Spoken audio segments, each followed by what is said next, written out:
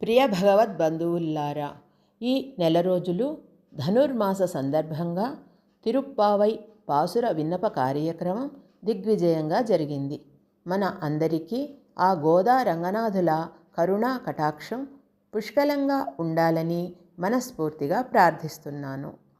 భోగి మంటలతో పాత కష్టాలు దూరమై సంక్రాంతితో కొత్త ఆశలు వెలుగులు నింపి కనుమతో ప్రకృతి పశుసంపదపై కృతజ్ఞత పెరిగి అందరికీ ఆరోగ్యం ఆనందం సుఖ సంతోషాలు సమృద్ధిగా కలగాలని కోరుకుంటూ హృదయపూర్వక సంక్రాంతి శుభాకాంక్షలు.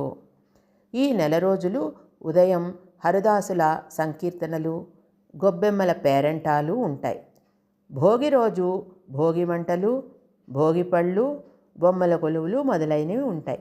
సంక్రాంతి రోజు పితృదేవతలకు తర్పణాలు గంగిరెద్దుల హడావిడి మొదలైనవి ఉంటాయి. కనుమ రోజు గోపూజ చేయడం ఉంటుంది.